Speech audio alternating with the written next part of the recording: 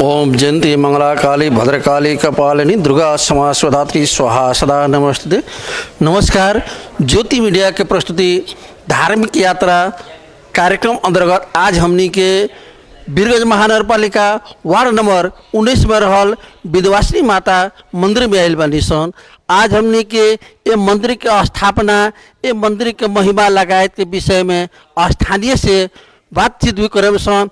ये मंदिर में आवल जाए तो यहाँ 2024 साल में राजा महेंद्र के पाला में ई मंदिर के जौन पीतल के छाना लौकता वो राजा महेंद्र स्वयं यहाँ बनवैले बानी।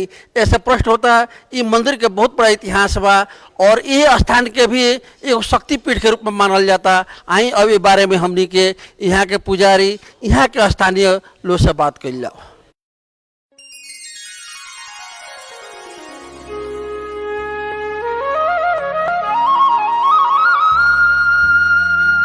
हाल वीरगंज महानगर पालिका वार्ड नंबर 19 में रहल माता विंध्यवासिनी के महिमा अपरंपार रहल बा।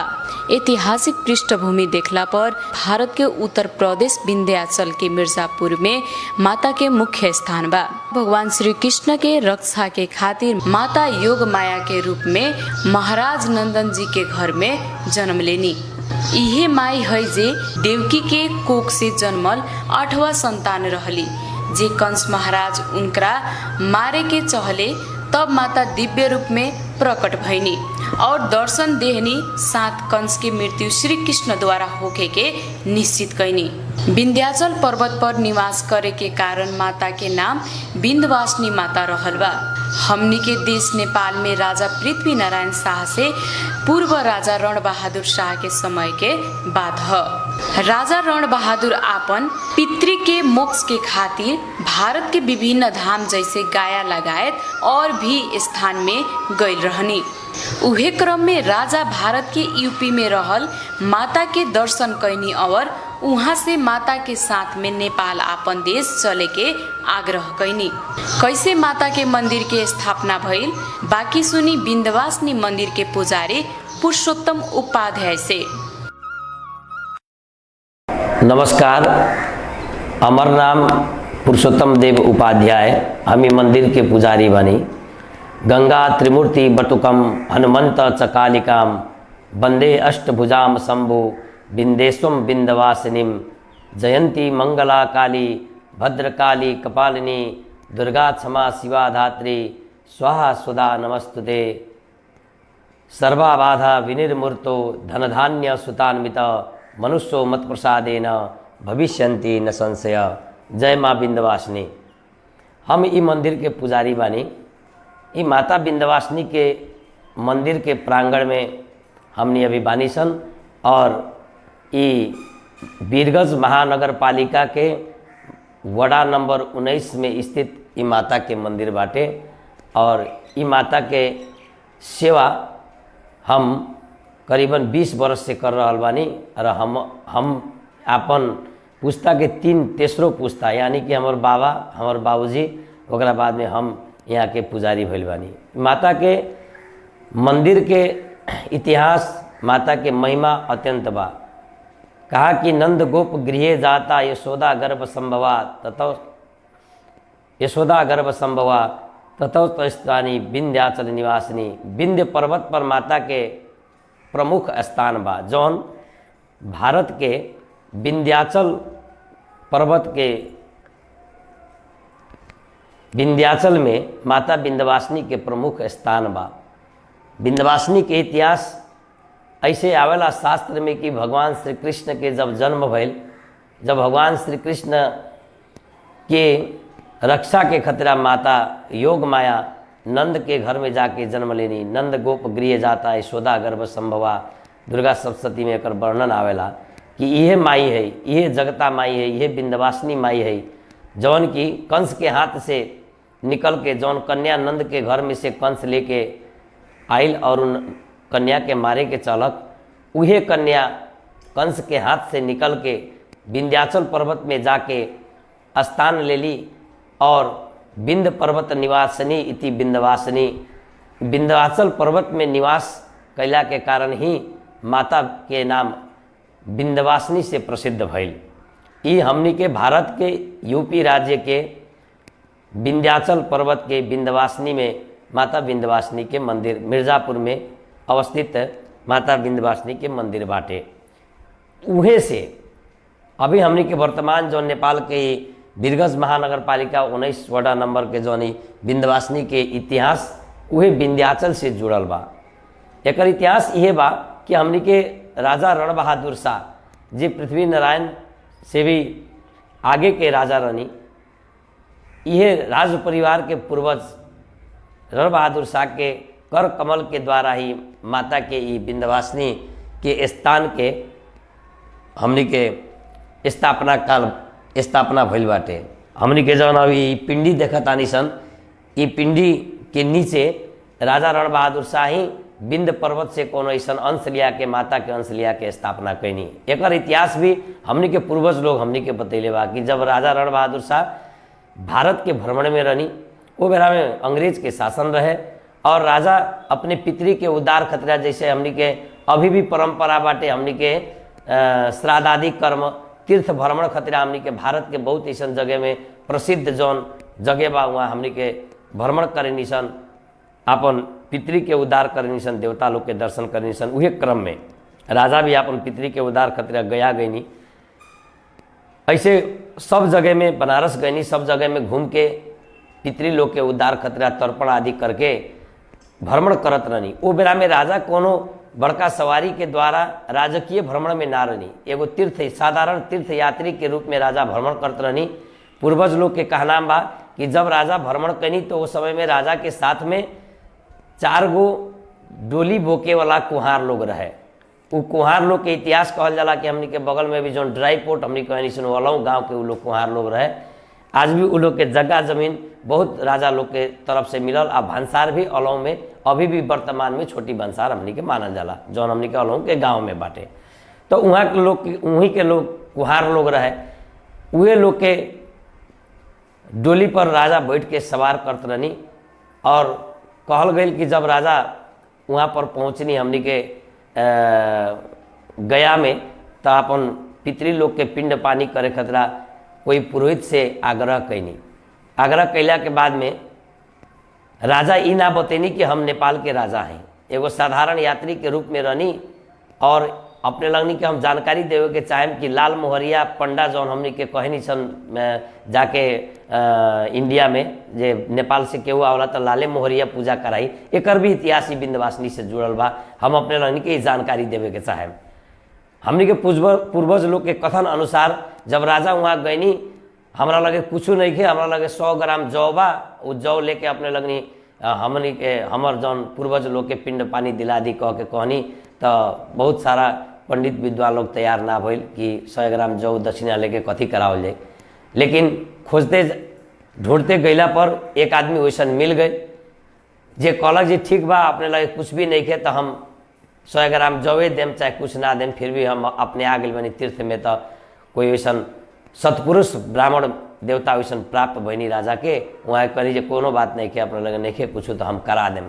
वहाँ के तैयार भैनी और वहाँ के द्वारा राजा अपन पितरी लोग के उद्धार कनी, पिंड पानी देनी। ओकरा बाद में राजा कहनी कि अपन जौ जो हमनी के बात भइल वो जौ ले ली। वो जौ जब राजा देवे लगनी तो राजा के पास में एगो छड़ी रहे, वो छड़ी खोलनी और ब्राह्मण देवता कहनी जे अपने हाथ रोकी, हम जौ अपने के देता नहीं। जब वो जौ वो छड़ी में से गिरल तो वो सोना के जौ रहे।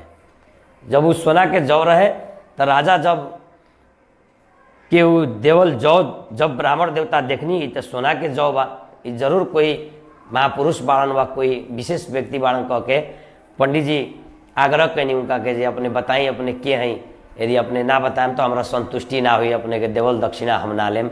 तब वो पंडित जी के राजा एकांत में ले जाए कहनी जे हम नेपाल के राजा हैं, अपने ये बात केहू के मत कहें। अपने के हृदय में हम एगो ब्रह्म तत्व के देखनी जौन अपने एगो माया के उद्धार देखा के हमरा पर हम ये भी देखे के चाहत रहनी जे हमर नेपाल से आयल तीर्थ यात्री के लोग के भारत में कौन प्रकार से व्यवस्था हो सकता, ये भी हमरा निर्धारित करे के रहे। अपने के ऊपर हम ये सब भावना देखनी, ऐसे हम अपने के वो लाल मोहर देम। आज से अपने नेपाल के पंडा हो गई। नहीं केहू भी यात्री आई हम अपन नेपाल में जाके कह देम कि लाल मोहरिया से ही अपन पूजा पाठ कराओ के हमनी के नेपाल के कोई भी आवता यहाँ पूजा पाठ करावता, अपने से कर्मकांड करावता, तो बेशक अपने कराए। नेपाल के आदमी अपने के दक्षिणा यहाँ ना दे सकी तो अपने के नेपाल में बोला के भी दी, ये हम अपने के वचन देता नहीं, लाल मोहर देनी, वहीं से लाल मोहरिया कायम भइल। वही से हमनी के जब भारत के भ्रमण करे सन तो हर एक जगह पर उनके पूर्वज लोग मिलेला जेकरा से हमनी के पूजा पाठ करावनी सन। माता के नेपाल अपन राज्य लेके आवत समय पालकी के कहार लोग भी साथे साथे रहे। उ लोग अलौके स्थानीय रहल बतावल जाला। उ लोग के राजा के तरफ से मिलल जमीन सब आज भी इतिहास रहल बा। आज भी माता के कुल देवी के रूप में बहुते लोग पूजा करेनी। शास्त्र में उल्लेख बा कि माता यानी देवी के पूजा कैला से शक्ति, भगवान शिव के पूजन कैला से भक्ति आ भगवान विष्णु के पूजा कैला से मोक्ष प्राप्त होके के कहल गइल बा। उहे समय राजा ऊपर संकट आयल रहे और उनका शक्ति के आवश्यकता रहे। कोई पंडित पुरोहित राजा के माता रानी के पूजा पाठ करे के सलाह देलक लोग। राजा रण बहादुर माता की पूजा कैनी और अपन साथ नेपाल चले के आग्रह करल विन्ध्यवासिनी मंदिर के पुजारी उपाध्याय जी बतैनी। पुरनिया लोग हमने के बतैले बा, जब वहाँ नजरबंद भइल तो राजा के राजकीय व्यवस्था ही रहे, तो कोई दूध दे वाला व्यक्ति जात रहे, दूध राजा ग्रहण करत रहनी। ओकरा बाद में उहे दूध दे वाला व्यक्ति उनका के सब बतैलक, कोनो माध्यम से राजा वहाँ से निकलनी और विंध्याचल पर्वत में पुगनी। जो विंध्यवासिनी माई एगो जगता माई बड़ी, उनकरा के पूजा आजा कैला से अपने नेपाल में सुरक्षित पहुँच सकतानी। तो जाके राजा विंध्याचल में माता विंध्यवासिनी के पूजन कैनी। पूजन कैला के बाद में ऐसे रण बहादुर शाह के इतिहास में ये भी आवेला कि वहाँ के एक तांत्रिक राजा रानी देवी के पूजन कैला के बाद में देवी के प्रकट करे वाला एगो अलौकिक शक्ति उनकरा में रहे। माता विंध्यवासिनी के अपन भक्ति के द्वारा अपन शरीर से लहू तकले निकाल के चढ़ा के राजा पूजन कैनी। देवी प्रकट भैली, उनकरा के सपना में दर्शन देली। राजा कहलन जे अपने के स्थान हमनी के नेपाल में एगो होके के पड़ल। ऐसे हम लोग अपने लोग के जानकारी देवे के चाहें, जैसे हमनी के कुल देवी के पूजन करे के परंपरा बाटे। नेपाल में बहुत सारा लोग कुल देवी के पूजन करेला, तो अपने के नेपाल में लगभग 60-70% जे लोग बा, ब्राह्मण, क्षत्रिय, वैश्य, बहुत ऐसा जाति लोग बाटे, उस सब लोग विंध्यवासिनी के कुल देवी के रूप में मानेला। और इतिहास भी साक्षी बा कि विंध्यवासिनी के इतिहास दुर्गा सप्तशती में लिखल गई बा कि उहे माई है जौन कंस के हाथ से छूट के जाके विंध्याचल पर्वत पर निवास कैली। नंद गोप गृह जाता यशोदा गर्भ संभवा ततोस्त स्थामिनी विंध्याचल निवासिनी कह के दुर्गा सप्तशती में उल्लेख भी बा। वही से शक्ति के एगो रूप, अत्यंत अलौकिक रूप के रूप में राजा पूजन कैनी। पूजन कैला के बाद में आग्रह कैनी कि अपने के स्थान हमारा राज्य में होके के पड़ल। माता राजा से कहली कि ठीक बा, लेकिन जहाँ तोहरा चलला के बाद में दिन में तू चलब, रात के चलब, यदि जहाँ सवेर होई हम तोहरा के तोहर राज्य में पुगा देम। जहाँ सवेर होई उहें हमरा के स्थापना करे के पड़ी, वहाँ से आगे हमर अंश लेके तू मत जइया। राजा होई कहनी। ओकरा बाद में राजा दिन में चलनी, डोली पर बैठ के राजा चलनी। पूजा पाठ संपन्न कैला के बाद में कुछ अंश वहाँ के लेले होके फूल प्रसाद, वो विंध्याचल के मिट्टी, माता वही में अंश में सवार भैली। कहली कि हमरा के लेके चल। जब राजा लेके चलनी, दिन में चलनी, रात में चलनी, जब सवेर भइल तो राजा के आँख इहें जाके खुलल। राजा के आँख हमनी के ऐसे बतावल जाला कि हमनी के एगो बॉर्डर में गांव बा अमरपट्टी। वो अमरपट्टी जब राजा अइनी तो वहाँ अभी भी एगो छोट विंध्यवासिनी माई के मंदिर वो पोखरा पर बनावल गइल बाटे। वहाँ के लोग विंध्यवासिनी के आराधना करके उहे पर पूजा करेला। तो वो जब वहाँ अइनी तो डोली कुहार लोग कहलक, हमने आँख खुलल तो वो लोग नेपाल के राज्य में आ गए। तो नेपाल के राज्य में अला के बाद में वो लोग कहलक जे हमनी के तो अब कोई कुछ नहीं के कर सकत, हमनी के अमर हो गए सन। तो राजा के द्वारा ही गांव के नाम भी अमरपट्टी रखल गई। ऐसा इतिहास भी हमनी के आगे के पूर्वज लोग बतैले बाटे। अमरपट्टी भइल, झौआ में अइलक लोग तो कुछ कौआ बोले लागल, झाँव झाँव करे लागल, तो वो गाँव के नाम झौआ राखल गई। वहीं भ्रमण करते करते वहाँ के एने बौरवा भाटा भी पुगनी, उन्हें बैरिया बिरता भी पुगनी। ऐसे जंगल टाइप के गांव रहे। घूमते घूमते फिर यहाँ राजा आईनी, जहाँ पर हमने के अभी विंध्यवासिनी माई के ही पिंडी स्थापना कल बा। यहाँ अला के बाद में सबेर हो गई पूर्ण रूप से। जब सबेर भइल तो राजा कहनी कि माता के कृपा अनुसार अब हमनी के इहे स्थापना करे के पड़ी। अपने अलग जौन पिंडी देखतानी यहाँ एगो कुंड भी बा, हमनी के अभी एकरा के ताम्र पात्र से नवीन बना के एकरा के बनैले बानी सन। ये कुंड बा, ये कुंड के ऊपर स्थापना, यहाँ कुंड एगो बा, यहाँ स्थापना भइल। जब यहाँ उत्खनन भइल तो ये कुंड ऐसे बा कि वहाँ जब खनन भइल यहाँ मंदिर बनावो के बा कह के, तब ये मुस रास्ता बनावला न, ओंगे रास्ता कोड़ते गए लोग तो बिल खनिया लौकल गए, तो बहुत दूर तक ले कोड़ल गए है आगे नहर तक ले। तो अनुमान ऐसे लगावल गए जे इहे रास्ता पर राजा आइल बानी, जौना के एगो चिन्ह अंकित वो कुंड कैलक। तो यहाँ कुंड में ई कुंड अभी भी स्थापित बा, हमनी के देखले बानी जब से रहेला, एमे के जल उल जाला तही में गिरेला। एकरे के माता के अत्यंत जल के रूप में लेके एकरा के अभिषेक लोग करेला, सब प्रकार के रोग व्याध दूर हो जाला, ऐसा हमनी के किंवदंती रहल बा।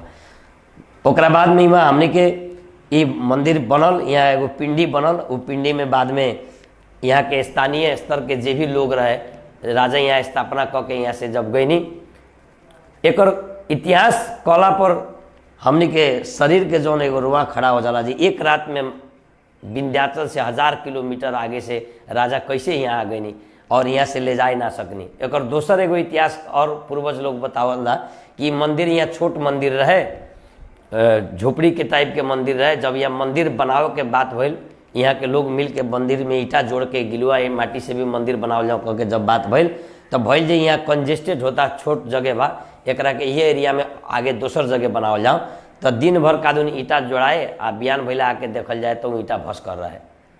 ऐसे माता जहाँ बैठ गई बड़ी वहाँ से वो चेंज होके के ना चली, हटे के ना चली। वही से सबके मन में आयल जे ना माता के स्थापना पिंडी नहीं के घुसक सकत, वही से हमने के इहे मंदिर बनावे पड़ी कह के स्थानीय स्तर के लोग से एगो छोट मंदिर के निर्माण भइल। बाद में जब यहाँ सरकारी तौर में एक सब देखल गई, राजा महाराजा लोग कहाँ कहाँ मंदिर स्थापना कैले बा, देवी देवता के स्थापना कैले बा, तो राज्य काल में ही पता लागल जी विंध्यवासिनी के भी स्थापना रण बहादुर शाह के तरफ से भइल बाटे। तमे गुठी एगो लागू भइल, उ गुठी संस्थान अंतर्गत राजगुठी में ही हमनी के मंदिर आबद्ध भइल। एक 8 बीघा जगह भी बाटे। दोसर का बात हमनी के ही मंदिर के जौन स्थापना भइल, स्थापना भइला के बाद में मंदिर छोट रहे, छोट एगो पक्की मंदिर के ही निर्माण स्थानीय स्तर के लोग से ही कैल गई रहे, चंदा उंदा उठा के। बाद में जब ये गुठी संस्थान में आबद्ध बा, सरकार के मंदिर बा, तो सरकार के भी कुछ करे के चाहिए कह के ऐसा मन में भावना आयल। तो हमार बाबूजी रघुनाथ उपाध्याय जौन रहनी, वहाँ के भी गुठी से नियुक्त रहनी, तो वहाँ के जाके गुठी में सब बात के कहनी जब मंदिर में पूजा कैला पर हमने के दिक्कत होता, ऐसे एगो मंदिर के निर्माण करे के पड़ल कह के बात कैला पर पहल कैनी। पहल कैला के बाद में वहाँ के काठमांडू गईनी, राज दरबार में गईनी, और राज दरबार के बड़ा गुरुजी के निर्देशन अनुसार ही महेंद्र सरकार के आदेश से ई मंदिर के निर्माण भइल, जौन ऊपर शिलालेख में भी लिखल गई बा। 2026 में ई मंदिर के निर्माण भइल। बगल के जौन धर्मशाला बाटे वो भी 2026 में ही बनल बाटे। वैसने धर्मशाला आगे रहे, जौना के तोड़ के पीछे एगो नया धर्मशाला हमनी के जिला विकास की ओर से बनल। तो ई सब निर्माण इहाँ भइल, निर्माण के कार्य भइल। और एकर अत्यंत इतिहास बा, महिमा बाटे। माता के महिमा ई बा कि हमनी के प्रत्यक्षदर्शी बानी सन, हमनी के ई चीज़ कैले बानी सन कि यहाँ जे भी अपन श्रद्धा से आके माता से भक्ति भाव से हृदय से पूजन करेला, ओकर सभी मनोकामना पूर्ण होला। यहाँ बहुत लोग 10 बरस 15 बरस विवाह भइला के बाद में बहुत लोग के संतान उत्पत्ति, केहू चाहेला जे हमर एगो संतान होको, तो उस संतान ना भइला के चलते बहुत लोग माता के आके अर्जी लगैले बा। यहाँ के अक्षत फूल प्रसाद हमनी से लेके गइल बा, खैले बा प्रसाद के, और माता से भक्ति भाव लगैले बा, तो ओकर संतान भी भइल। इतिहास बा। केहू के बड़ा संकट आ गइल बा, केहू पीड़ित बाटे, उ न्याय के खोजी में बा, ओकरा के माता के अर्जी लगैला पर न्याय भी मिलल बाटे। केहू बहुत रोगी बाटे, दुखी बाटे, अत्यंत दुखी बाटे, ओकरा पर भी माता कृपा कैले बाड़ी। इस सब बात हमनी के कहे के मतलब, इस सब चीज़ हमनी के माता के कृपा के द्वारा भइल बाटे। ऐसा इतिहास ई मंदिर के बाद। और आगे ई माता के दशहरा में पूजा होला, विशेष पूजा दशहरा में होला। हमनी के नवरात्र में 9 दिन पूजा होला, ओकरा बाद में चैत के नवरात्र में पूजा होला। और प्रत्येक शुक्ल अष्टमी के अजोर के अष्टमी के यहाँ विशेष माता के पूजन होला। नवरात्रि में पूजन होला, चैत के दशहरा में भी पूजन होला, चैत के अष्टमी के भी पूजन होला। और बलि के जौन बात बा लोग के जब इच्छा लागेला तब लिया के यहाँ बलि चढ़ावेला, ऐसा परंपरा पहले से ही आवते रह गई बाटे ई मंदिर के। ओकरा बाद में हमनी के ये प्रत्येक शुक्ल अष्टमी के माता के अष्टमी पूजन होला। ओकरा बाद में नवरात्र में 9 दिन तक यहाँ भव्य मेला भी लागेला। माता के महिमा के बारे में और शक्ति बारे में स्थानीय और उ लोग के पूर्वज भी जानता। स्थानीय लोग माता के भक्ति और दर्शन करे के खातिर अभिन भी दूर दूर देश विदेश से आवेला। हमार नाम रमेश दराई मगर। हम यहाँ विंध्यवासिनी वीरगंज महानगर पालिका वार्ड नंबर 19 केवनिया टोल विंध्यवासिनी धाम के एगो आदिवासी जनजाति के पुरान रैथाने माने जात में के माने बासिंदा ही हम। और हमनी के यहाँ गांव में आस्था के जौन मंदिर कहल जाला चाहे जौन जगह कहल जाला तो हमनी के विंध्यवासिनी माई बाड़ी। इनकर एक एगो आस्था का बा कि अभी तक ले ई बहुत जगह के बाहर के काठमांडू से लगायत बहुत जगह के बहुत व्यक्ति लोग के ई कुल देवता के रूप में पूजाली। और दोसर बात का बा कि इनकर महिमा ऐसन बाटे कि अभी तक ले हमनी के जानला सुनला के हिसाब से कि हमनी के गांव में अभी तक ले आगे के अग्नि के प्रकोप अभी तक ले हमनी के गांव में महामारी के रूप में नहीं है भाई। यानी कि बहुत जगह गांव में 4 घर 5 घर 10 घर जर जाला, गांव के गांव जर जाला, लेकिन यहाँ अभी तक ले रिकॉर्ड बा कि बेसी में बेसी 1 घर से मात्र हमनी के बाटे। काहे से तो माई के ऐसा आस्था बा कि यहाँ 1 घर से 2 घर जर नहीं खे सकत। और एकरा से करीब करीब 100-200 बरिस पहले एकर एगो चिन्ह बाटे माई के प्रति कि यहाँ मंदिर ना बनल अवस्था में तब तक ले यहाँ कोई भी व्यक्ति के पक्की घर ना रख, फूसे घर में रहे। माई के जब नया मंदिर बनल निर्माण भइल ओकरा बाद में तब लोग अपन अपन पक्की घर बना के शुरुआत भइल। तो ये सब आस्था से बहुत इनकर नज़दीकी हो बाटे। एगो बात का बा कि और जगह दुर्गा जी के मंदिर बा, लेकिन हमनी के ई दुर्गा जी ना है, हमनी के ई आदि शक्ति है। ए बार आपने आह्वान करें तो ए बारा जौन रूप में आह्वान करें। इनकर 3 गो रूप चलेला। एगो सुबह में देखम तो बालक रूप, दिन के प्रौढ़ रूप, और शाम के देखम तो वृद्धा रूप उनकर फेस में वैसन झलकेला। ये सब 3 गो रूप भी बाटे। और दोसर एगो बाकी उनकर स्थापना के नीचे एगो कुंड बा। वो कुंड कभी भी वो ना भर सकेला पानी से। अपने कितनो पानी में डाल दें तो ओकर चिन्हासी बा माई के कि उनकरा आस्था के विरुद्ध में अपने में कुंड में कितनो पानी डाल 10 बाल्टी पानी डाल दें हम, लेकिन भर नहीं खे सके। भरल लेसन हो लेकिन उछिल के गिरे ना सके। हालांकि आस्था पर 1 लोटा पानी से भी उछिल जाला। तो ये सब बाटे माई के बहुत बड़का कृपा बा। एकरा चलते साल में 2 बेर असो शुक्ल पक्ष में ये मेला लागेला। हर एक वर्ष 1 से लेके पूर्णासी तक ले मेला के भी आयोजन में भइल बाटे। पहले से अभी करीब करीब 60-70 साल हो गए मेला का आयोजन भइल बाटे। भव्य रूप से पूजा भी होला। अभी पौराणिक हिसाब से यहाँ प्रत्येक महीना अष्टमी के अष्टमी बलि देवे के प्रथा बा। काहे से तो बलि ना दियाई तो माई के जो शक्ति बा वो बेग ना रोका सके। इनकर जितना भी सेना मेना बालू उन लोग के खून के बलि चढ़े करी, जीव प्राप्त ना करी लो तो उनकर शक्ति ज़्यादा हो जाए। ऐसे हर एक महीना अष्टमी के अष्टमी यहाँ बलि देवे के प्रथा भी बाटे। जे उनकर शक्ति में बटा जाला। ये एगो हमनी के माई के उ बाटे। आ दोसर बात का बा कि पानी के भी हमनी के यहाँ अभी तक ले बहुत बड़का बड़का बाढ़ आई, लेकिन हमनी के गांव में बाढ़ से भी कोनो किस्म के ऐसा क्षति नहीं है। ये सब हमनी के अभी देख रहल आ पहले से भी जन सुनले बानी सन बूढ़ पुरान के चलते वो सब जानकारी बा हमनी के। आने हमनी के मानी ना 40 बरिस से हमनी के सब जानकारी बाटे। ऐसे माई के महिमा बहुत बड़का आ बहुत अपरम्पार बाटे। हरेक वर्ष कुवार के दशहरा में माता के मंदिर में बलि सहित भव्य पूजा पाठ होला।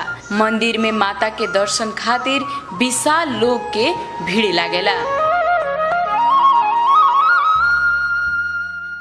मंदिर के पुजारी जी स्थानीय के बातचीत कैले के बाद अब हमनी के इस कार्यक्रम को अंतर्गत आगे बनी सन। अंत में देखिए मंदिर में माता के मंदिर के साथ गणेश भगवान के मंदिर बा, शिव पार्वती जी के मंदिर बा, राधा कृष्ण के मंदिर बा, यहाँ हनुमान जी के मंदिर बा।